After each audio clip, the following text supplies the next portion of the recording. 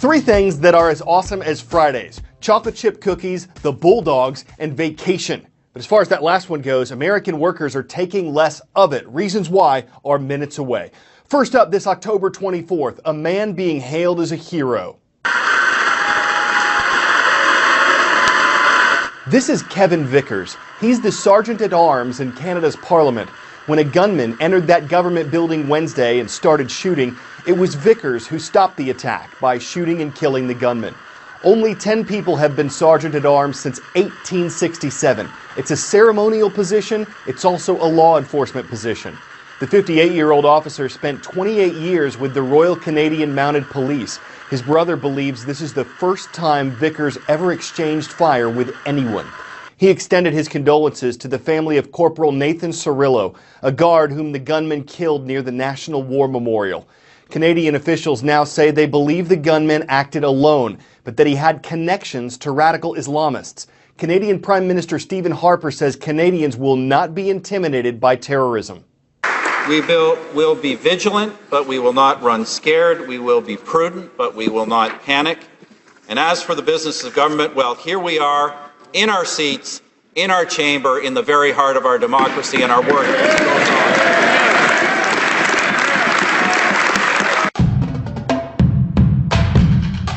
It was an inexcusable betrayal of our values and our mission and our students' trust.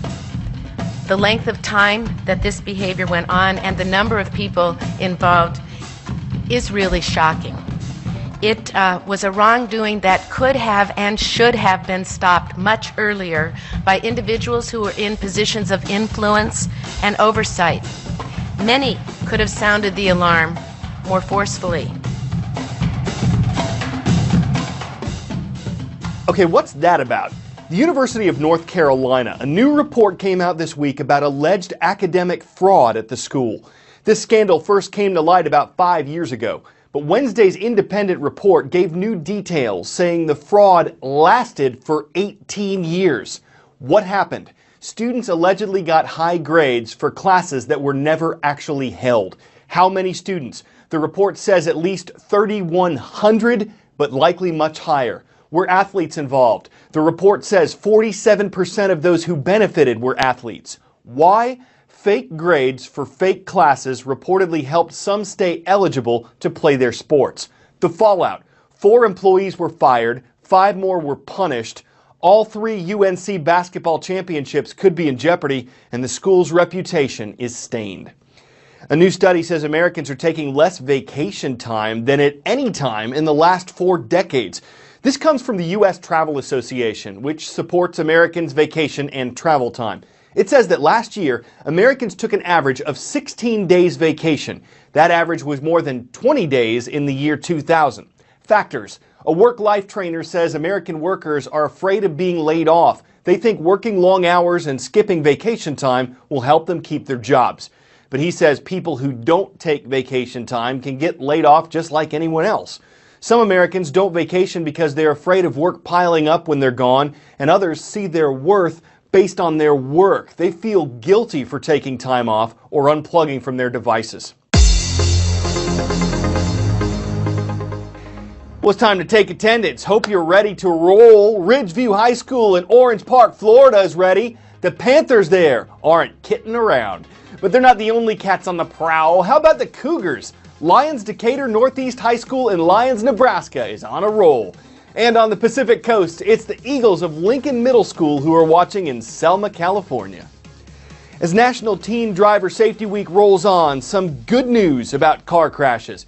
Deadly accidents in the U.S. are at historic lows. A big part of the reason why: technology and testing have gotten better. A big reason for that: manufacturers have to prove their cars are safe using crash test dummies. The newest dummies can give incredibly smart lessons.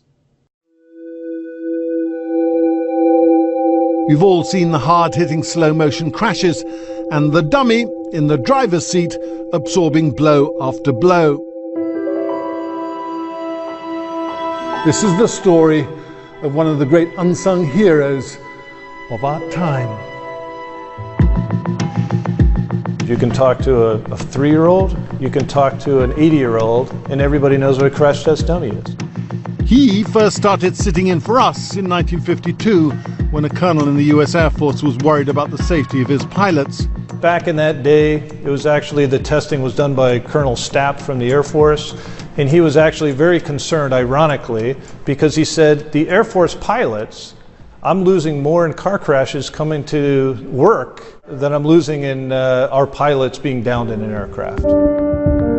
To begin with, the dummies used in cars were rather crude, made of wood, rope and sandbags. But over the years, he's evolved into a much more sophisticated piece of technology and a family man.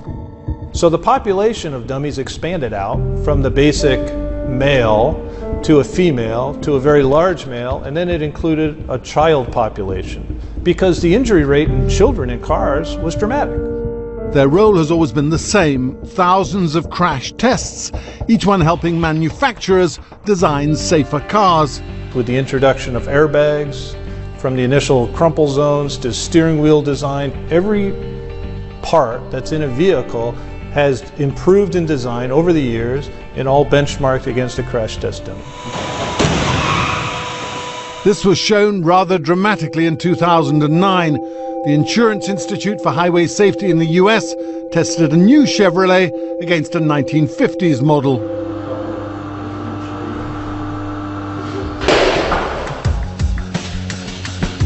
Almost all the dummies in use today are made by the American company Humanetics. Here at their European hub in Germany, the dummies are put through their paces. With each bone-crunching hit, they're being prepared, or rather trained, for future customers. And there's a new addition to the family, 20 years in the making. So this is Thor. What's different about him? It's our most advanced dummy. The neck has not just rubber, it has wires and damping material that simulates the ligaments in the neck. You have a very complicated measurement system in that chest, so you can see the complete movement of the ribs in 3 dimensions. But what's special is that it's more biofidelic. It has, it's more human-like than it's ever been before. We have a lot to thank the crash test dummy for. He's helped save countless lives. And this is what makes life as creators of the dummy so personally rewarding. There's not a presentation I do that doesn't show the number of deaths have been reduced year over year as a result of our test equipment. And if we can continue to save lives, reduce the amount of deaths, that's more important to me than anything else.